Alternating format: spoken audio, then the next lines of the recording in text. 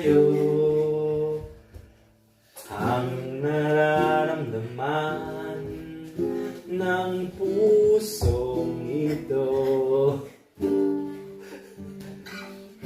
At hanggang ngayon ay naalala pa.